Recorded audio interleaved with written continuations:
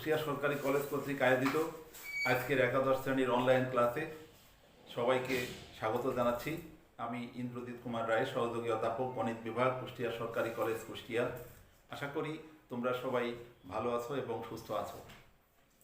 আমরা আজকে আমাদের এই অনলাইন ক্লাসে বিভিন্ন ফাংশনের লেখচিত্র সম্বন্ধে একটু আলোচনা করতে চাই। তা আজকের যে নির্ধারিত ক্লাস, সেই নির্ধারিত ক্লাসে আমার উপর দায়িত্ব আছে অনলাইন বিভিন্ন ফাংশনের লেখচিত্র সম্বন্ধে আলোচনা করা। তা আমরা ফাংশন কি সেটা জানি, সেই ফাংশনের লেখচিত্র নিয়ে আমরা কথা বলবো। লেখচিত্র কি, ফাংশনের লেখচিত্র কি সেটা সম্বন্ধে আমাদের আগে বোঝা দরকার বা জানা দরকার।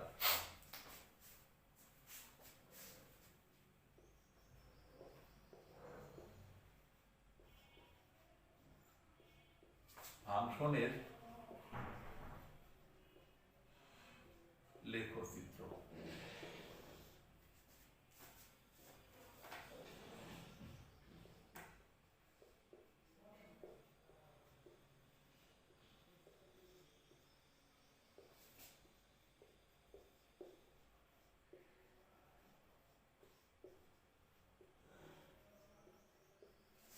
কোনো ফাংশনকে জ্যামিতিকভাবে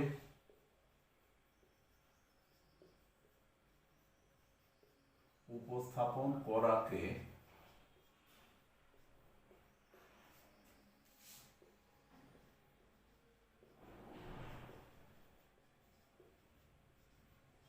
ওই ফাংশনের লেখচিত্র বলে। মানে একটা ফাংশন হয়তো তার ইকুয়েশন দেওয়া থাকলো, একটা ফাংশনকে ডিফাইন করা থাকলো, সেই ফাংশনকে আমরা জ্যামিতিকভাবে অর্থাৎ চিত্রের মাধ্যমে যদি উপস্থাপন করতে পারি তাহলে সেই চিত্রকে বলা হবে ওই ফাংশনের লেখচিত্র। এখন ফাংশন বিভিন্ন রকম ফাংশন হতে পারে, যেমন তোমার অ্যালজেব্রিক ফাংশন আছে, এক্সপোনেনশিয়াল ফাংশন আছে, লগারিদমিক ফাংশন আছে, তারপর মডুলাস ফাংশন আছে, পরমমান ফাংশন যেটাকে বলি, সেই বিভিন্ন ধরনের ফাংশন দেওয়া আছে। সেই ফাংশনগুলোর ত্রিকোণমিতিক ফাংশন আছে। তা এভাবে বিভিন্ন যে ফাংশন আছে সেই ফাংশনের লেখচিত্র সম্বন্ধে আমাদের আজকের আলোচনা। তা প্রথমে আসি আমাদের বীজগণিতীয় ফাংশনের লেখচিত্র নিয়ে।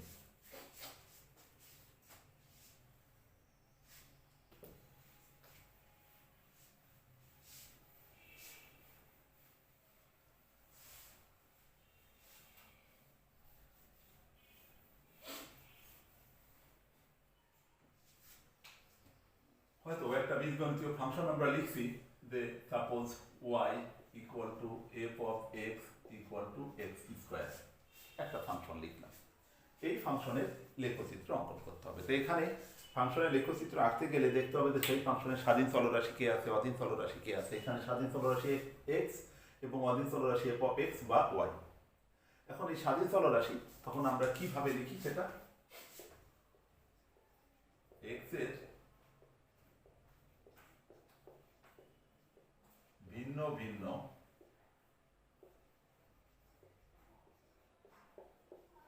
মানের জন্য ওয়াই এর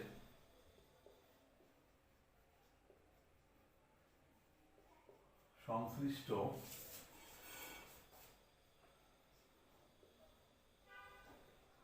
মান নির্ণয় করে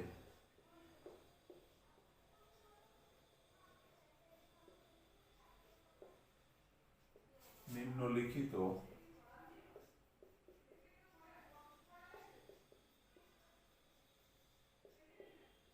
সফট তৈরি করি। সফটটা কিরকম?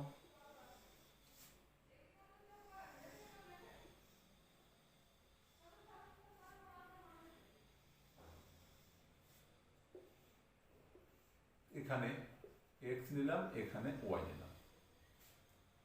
এক্স এর মান দেখো, এক্স এর মান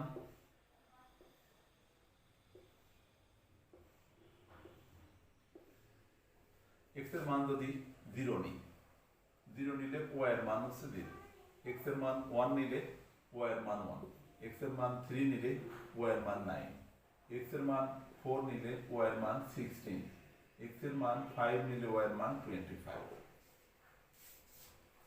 এক্স এর মান যদি -1 নিই ওয়াই এর মান 1, এক্স এর মান -3 নিলে ওয়াই এর মান 9, -4 নিলে ওয়াই এর মান 16, -5 নিলে 25। দেখুন এক্স এর এরকম আরো অনেক মান নেওয়া যায়, তবে কিছু মান নেওয়ার মাধ্যমে যখনই আমরা একটা ধারণা করতে পারবো যে এর লেখচিত্র এই টাইপের হবে, তখন আমরা বেশি মান নিব না। কিন্তু কিছু কিছু ক্ষেত্রে মান বেশি নেওয়ার প্রয়োজন পড়ে, যত বেশি মান নেব তত লেখচিত্র আরো সূক্ষ্ম হবে। এবার আমরা এর লেখচিত্র আঁকবো। এখন আমাদের পরীক্ষায় যে লেখচিত্র থাকে তাতে খসড়া চিত্র আঁকতে হয়, অর্থাৎ গ্রাফ পেপারের প্রয়োজন পড়ে না। কেউ যদি গ্রাফ পেপারের মাধ্যমে করতে চায় তো সেই ক্ষেত্রে আগে পরীক্ষা যেভাবে করতে হবে, তোমার এরকম একটা এক্স অক্ষ ওয়াই অক্ষ আঁকলে, গ্রাফ পেপারে না করে সরাসরি খাতায় যদি করতে চাও তাহলে এইভাবে খসড়া চিত্র করতে গেলে এক্স ও এক্স ড্যাশ, ওয়াই ও ওয়াই ড্যাশ।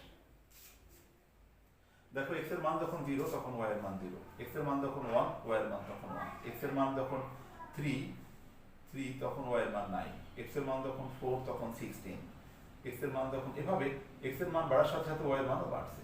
-1 হলে 1, 3 হলে পরে 9, -3 হলে 4 হলে পরে -4 হলে 16, এভাবে এই মানগুলো প্রাপ্ত মানগুলো যোগ করে দাও। যোগ করে দিলে যে চিত্রটা হলো সেটাই হলো এই ফাংশনের লেখচিত্র। আর যদি তুমি গ্রাফ পেপারের মাধ্যমে করতে চাও তাহলে সেই ক্ষেত্রে কি করতে হয় দেখো। সেই ক্ষেত্রে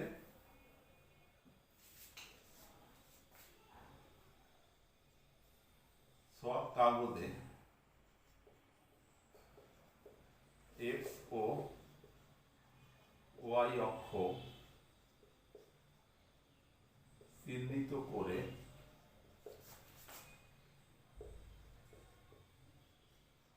মূল বিন্দু ও নির্ধারণ করি।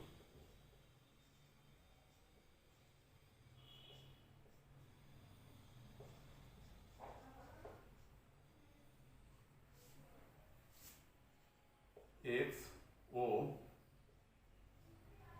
ওয়াই অক্ষ বরাবর প্রতি ক্ষুদ্রতম বর্গের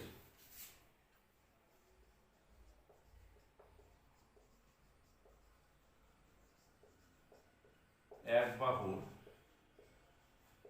দৈর্ঘ্য সমান 1 একক বিবেচনা করে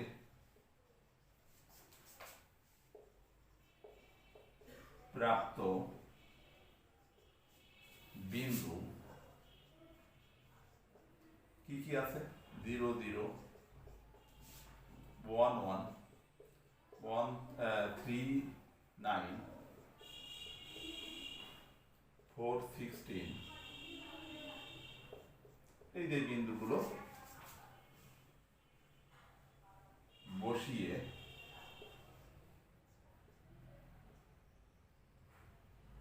সরু পেন্সিল দিয়ে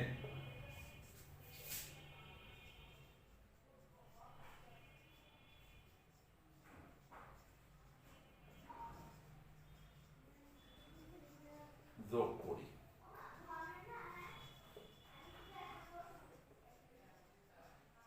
এভাবে অঙ্কিত লেখই হবে নির্ণেয় লেখচিত্র। তাহলে এই ছক কাগজে যদি করতে চাই তাহলে ছক কাগজে করতে গেলে প্রথমে আমার ওই ছক কাগজের একটা রেখাকে এরকম এক্স অক্ষ চিহ্নিত করতে হবে, আর একটা রেখাকে ওয়াই অক্ষ চিহ্নিত করতে হবে, চিহ্নিত করে মূল বিন্দু নির্ধারণ করতে হবে। মূল বিন্দু নির্ধারণ করে তাই বলা হচ্ছে ছক কাগজে এক্স ওয়াই অক্ষ চিহ্নিত করে মূল বিন্দু ও নির্ধারণ করি। এক্স ওয়াই অক্ষ বরাবর এক্স অক্ষ বরাবর এক্স এর মানগুলো বসবে, ওয়াই অক্ষ বরাবর ওয়াই এর মানগুলো বসিয়ে সেই যে বিন্দু পেলাম সেই বিন্দুগুলো বসিয়ে আমরা সরু পেন্সিল দিয়ে যোগ করি। সরু পেন্সিল দিয়ে যোগ করলে যে চিত্রটা পাওয়া যাবে সেটাই হবে আমার নির্ণয় লেখচিত্র। বীজগণিতীয় ফাংশনে সকল বীজগণিতীয় ফাংশনের এভাবে আমরা লেখচিত্র আঁকতে পারি। এখন আমরা দেখব পরম মান ফাংশনের লেখচিত্র কিরকম হবে।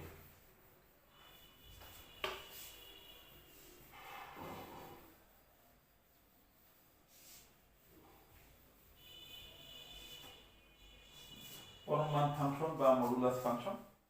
তাহলে পরম মান ফাংশন আমরা সাপোজ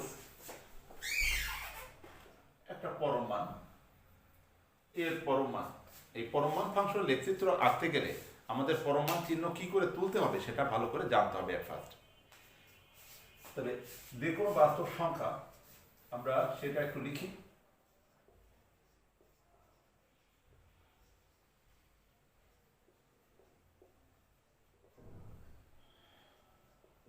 বাস্তব সংখ্যা এ এর পরম মানকে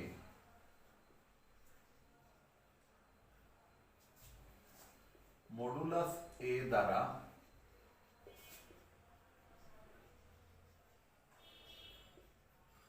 প্রকাশ করা হয় এবং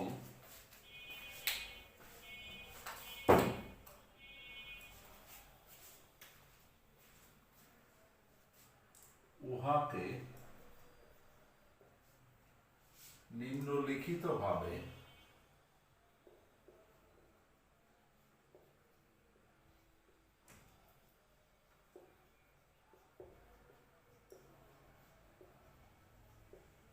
সংজ্ঞায়িত করা হয়।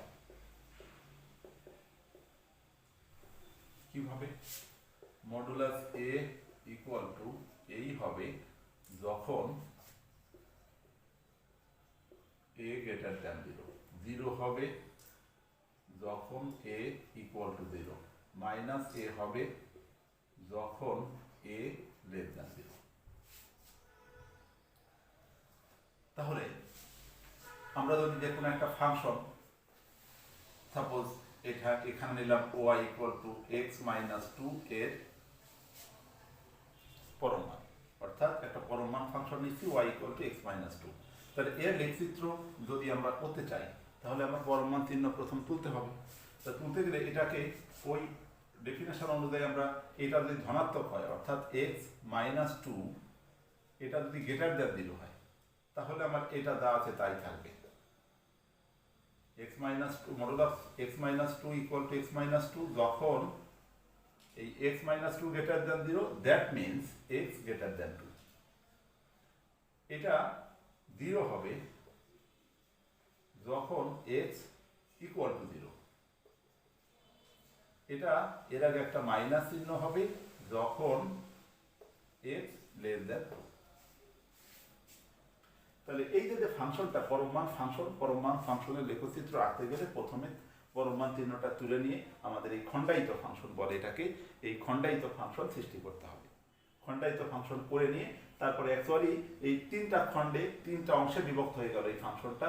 এই তিনটা ফাংশনের লেখচিত্র একটা চিত্রের মাধ্যমে উপস্থাপন করতে হবে। তো সেটা কিভাবে করা যেতে পারে দেখো।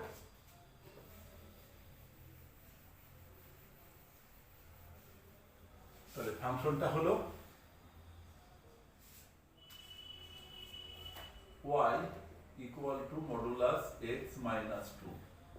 এটা সমান হয়েছে x মাইনাস 2 যখন x গ্রেটার দ্যান 2, 0 যখন x equal to 2, minus x minus 2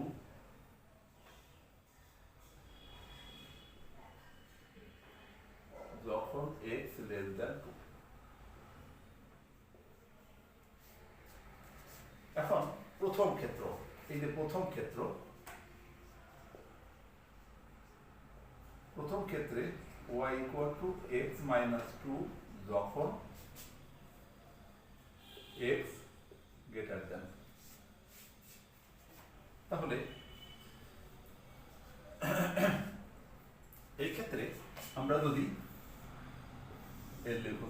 তাই এক্স মূল বিন্দু, এটা এক্স ড্যাশ, ওয়াই মূল বিন্দু ওয়াই।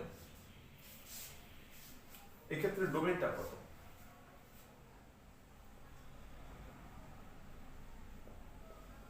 ডোমেন হচ্ছে ডোমেন ইকুয়াল টু হবে 2 থেকে বড় ইনফিনিটি পর্যন্ত এবং ওপেন ইন্টারভাল হবে। 2 নিতে পারবো না এক্স এর মান, তাহলে 2 নিতে পারবো না। আর এক্স এর মান 2 না নিতে পারার কারণে ওয়াই এর মান কত নেব? অথবা এভাবে না করে আমরা এক্স এর মানগুলো নিয়ে একটা ছক তৈরি করি।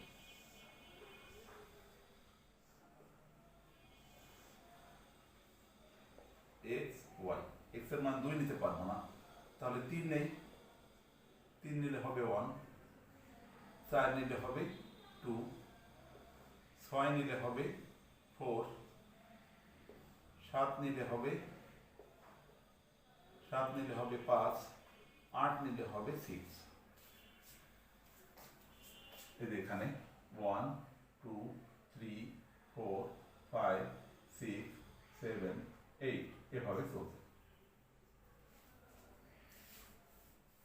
আর ওয়াই এর মান 1 2 3 4 5 6 7 8 এভাবে। এক্স এর মান যদি 3 নিই, অ্যাকচুয়ালি 2 নিতে পারছি না এক্স এর মান, এখানে এই এক্স এর মানটা 2 নিতে পারছি না, 2 এর থেকে বড় নিতে পারছি। তাহলে 3 নিলে পরে এক্স এর মান যদি 3 নিই, তাহলে ওয়াই এর মান হচ্ছে 1, এই সোজা গেল। এক্স এর মান যদি 4 নেই, ওয়াই এর মান হচ্ছে 2, 4 নিলে 2, এই সোজা। 5 নিলে পরে 3 বা 6 নিলে পরে 6, এটা হলো 1 2 3 4 5 6, 6 নিলে হচ্ছে 4, তাহলে 6 নিলে 4 এই পর্যন্ত যাবে এভাবে। তারপর যদি 7 নেই, 7 নিলে আর একটা উঠলো, 8 নিলে আর একটা, এভাবে যাচ্ছে। তাহলে দেখো যে মান নেওয়া হয়েছে এইভাবে, এইদিকে এক্স এর মান যত এদিকে যাচ্ছে ওয়াই এর মান তত এইদিকে উপরে চলে যাবে। আর এই মানটা 2 থেকে শুরু হবে, 2 নিতে পারবো না কিন্তু 2 এর কাছাকাছি নিতে পারবো, সেই জন্য এখান থেকে শুরু হলো, এভাবে চলে গেল। তাহলে এই ক্ষেত্রে ডোমেইন ইকুয়াল টু কত? প্রথম ক্ষেত্রে ডোমেইন ইকুয়াল টু দেখো 2 থেকে ইনফিনিটি পর্যন্ত। আর রেঞ্জ কত? এক্স এর মান 2 এখানে বসিয়ে দাও, 2 বসাই দিলে কত আসে? ওয়াই এর মান তখন আসছে 0, তাহলে 0 নিতে পারছি না, 2 বসালে যে 0 হচ্ছে, সেই 0 নিতে পারছি না বলে ওপেনে রাখলাম। আর এক্স এর মান যত বাড়বে ওয়াই এর মান তত বাড়তে থাকবে। প্রথম ক্ষেত্রে লেখচিত্র আঁকলাম, ডোমেন বের করলাম, তার রেঞ্জও বের করে ফেললাম।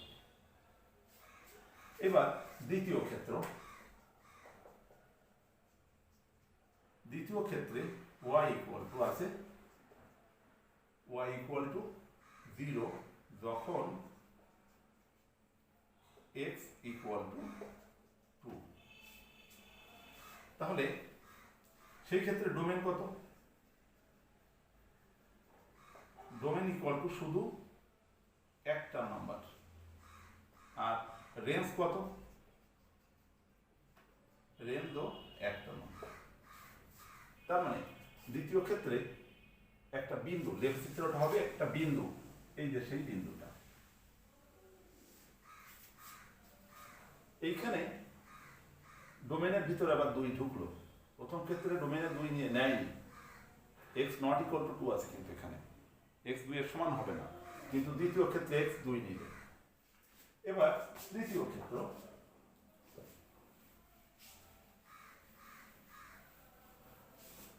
তৃতীয় ক্ষেত্রে ফাংশনটা কি আছে দেখো।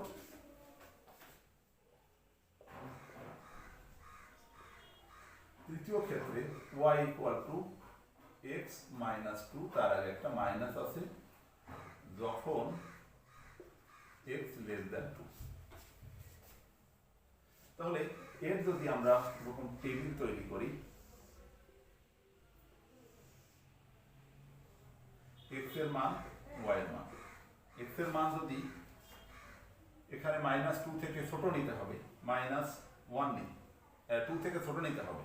তাহলে এখানে x এর মান 1 নিলাম, x এর মান 0 নিলাম, x এর মান -1 নিলাম, -2 নিলাম, -3 নিলাম, -4 নিলাম।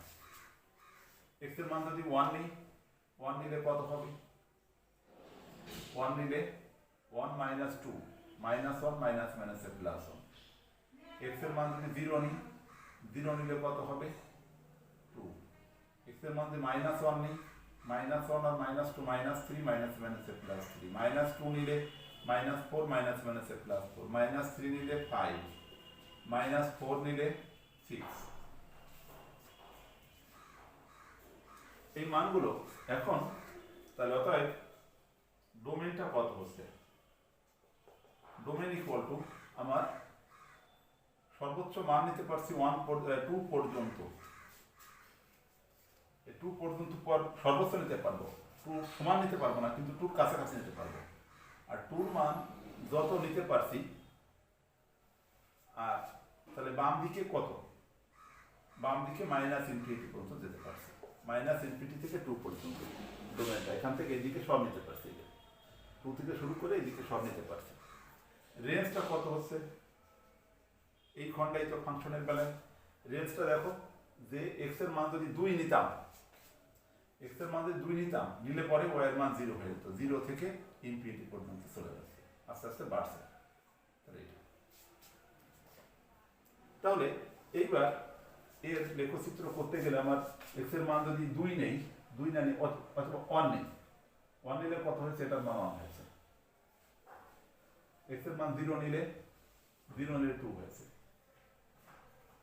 x এর মান -1 নিলে, -1 নিলে এই সোজা হয়েছে, 3 হয়েছে। তার মানে এখান থেকে মানটা এইভাবে লেখচিত্রটা চলে যাবে। তাহলে এই অংশটা হলো x greater than 2 এর জন্য, এইটা হলো x equal to 2 এর জন্য, এইটা হলো x less than 2 এর জন্য। তাহলে এই যে আমরা বলেছিলাম যে পরমাণু ফাংশনের ক্ষেত্রে যে খণ্ডায়িত ফাংশন, সেই খণ্ডায়িত ফাংশনের লেখচিত্র একটা চিত্রের মধ্যে উপস্থাপন করতে হয়। তাহলে এটা কার লেখচিত্র হলো? y equal to modulus x - 2 এর লেখচিত্র। তাহলে তার ডোমেন কত? অতএব ডোমেন প্রদত্ত ফাংশনের ডোমেন, তাই দিই ডোমেন ইকুয়াল টু, দেখো এখান থেকে 2 এর থেকে বড় সব নিতে পারছি, 2ও নিতে পারছি। তাহলে সেগুলো আমরা যদি প্রথম ক্ষেত্রে ডোমেন কত হয়েছিল? 2 থেকে ইনফিনিটি পর্যন্ত। ইউনিয়ন করব, ইউনিয়ন হচ্ছে 2 নিতে পারছি, তার ইউনিয়ন করবো আরেকটা, সেটা কত? -∞ থেকে 2 পর্যন্ত। তাহলে এটা হচ্ছে অল দ্য রিয়েল নাম্বার। এটা 2 থেকে ইনফিনিটি পর্যন্ত, এটা 2 নেইনি, এটা 2 নিতে পারিনি, এখানে 2 নিয়েছি, আর এখানে 2 নেইনি, কিন্তু 2 এর থেকে মাইনাসের ঘর পর্যন্ত আমরা চলে গেছি। তাহলে এই যে ফাংশনের লেখচিত্র আমরা পেলাম, পরমাণু ফাংশনের, এই যে ফাংশনকে আমরা এই চিত্রের মাধ্যমে উপস্থাপন করলাম, এই চিত্রটা কি বলা হচ্ছে? এই ফাংশনের লেখচিত্র। এভাবে তুমি এক্সপোনেনশিয়াল ফাংশনের লেখচিত্র আঁকতে পারো।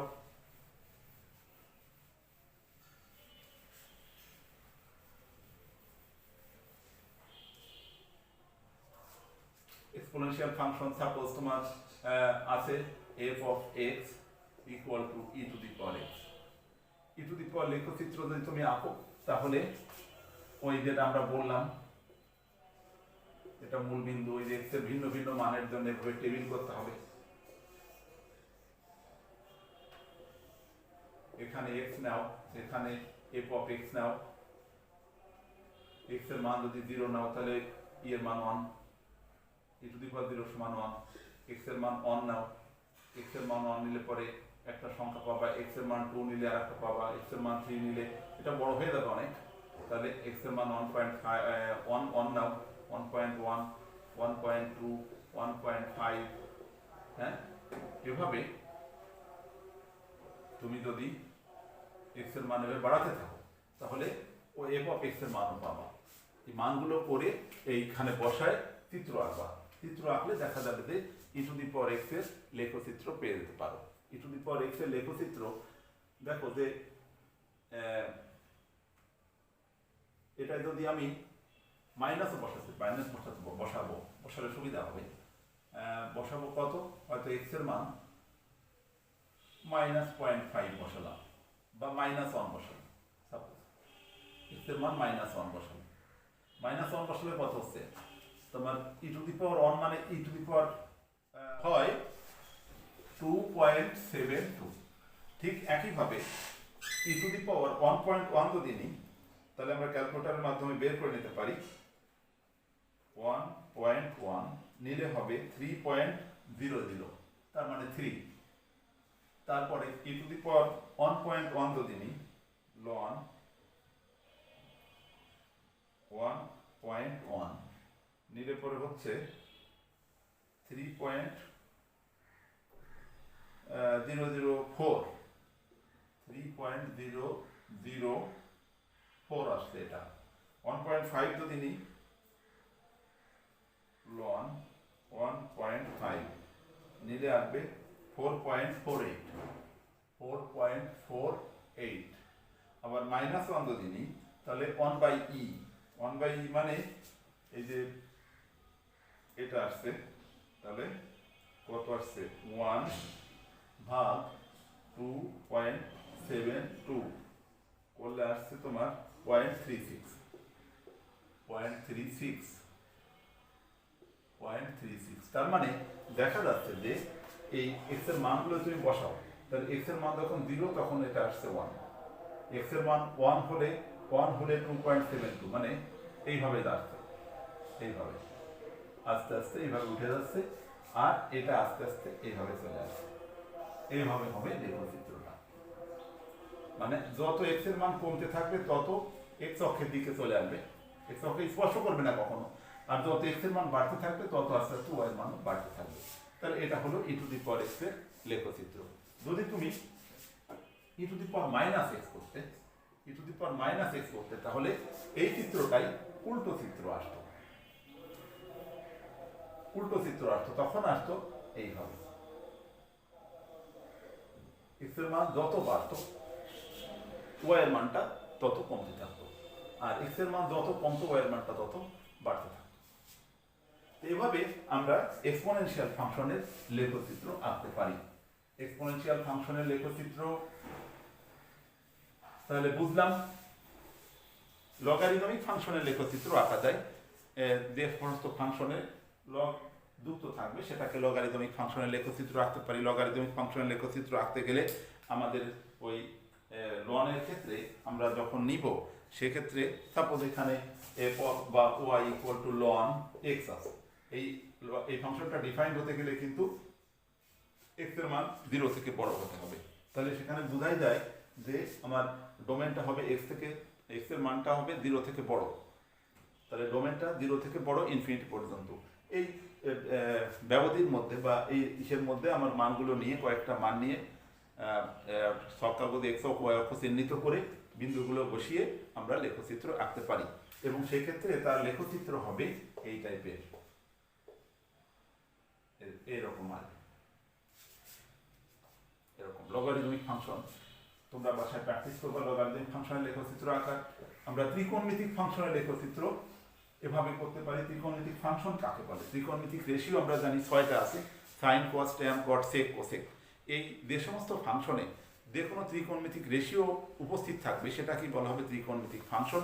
সেই ত্রিকোণমিতিক ফাংশনের লেখচিত্র আঁকতে গেলেও আমাদের একইভাবে মূলবিন্দু এক্স অক্ষ ওয়াই অক্ষ চিহ্নিত করে মূলবিন্দু ও নির্ধারণ করতে হবে এবং এক্স এই যে স্বাধীন চলরাশি সেখানে থিটাই থাক আর এক্স থাক, সেই এক্সের অনেকগুলো মান নিতে হবে। যত বেশি মান নেওয়া যাবে ত্রিকোণমিতিক ফাংশনের লেখচিত্র তত সুন্দর হবে। এই ত্রিকোণমিতিক ফাংশনের লেখচিত্র নিয়ে আমরা আলাদাভাবে আমাদের ত্রিকোণমিতি অংশে আলোচনা করব। তা এই যে ত্রিকোণমিতিক ফাংশনের লেখচিত্র সেখানে আমরা দেখতে পাবো সাইন ফাংশন এবং কোসাইন ফাংশনের লেখচিত্র একটা ঢেউয়ের মতো হবে এবং সাইন ফাংশনের এক্স এর মান অসীম পর্যন্ত গেলেও ওয়াই এর মান সবসময় অর্থাৎ অধীন চলরাশির রাশির মান -1 থেকে +1 মধ্যে ফ্লাকচুয়েট করবে, অর্থাৎ সাইন ফাংশন কিংবা কোসাইন ফাংশনের যে লেখচিত্র সেটা ঢেউয়ের মতো হবে, সর্বোচ্চ অন পর্যন্ত উঠবে আবার নিচের দিকে নেমে যাবে। তা মোটামুটি এই ছিল আমাদের বিভিন্ন ফাংশনের লেখচিত্র সম্বন্ধে যে আলোচনা, সেটা এই ছাড়া আরও ফাংশন আছে, সেগুলো তোমরা নিজেরা একটু বাসায় প্র্যাকটিস করবা। লেখচিত্র আকার তোমরা সেই বাসায় প্র্যাকটিসের মাধ্যমে আরও সুন্দর করে এটা তৈরি করতে পারবা বলে আমি আশা রাখি। তা তোমাদের এতক্ষণ তোমরা যে আমার সাথে ছিলে সেজন্য তোমাদের সবাইকে ধন্যবাদ জানাচ্ছি। করোনাকালীন সময়ে তোমরা স্বাস্থ্যবিধি মেনে বাসায় এই প্র্যাকটিস করো লেখচিত্র আঁকা, এবং আমি আশা করছি তোমরা ভালোভাবে এটা করতে পারবে। পরবর্তী কোনো লেকচারে তোমাদের সাথে আবার কথা হবে এই আশাবাদ ব্যক্ত করে আজকের অনলাইন ক্লাস এখানে শেষ করছি। Thank you.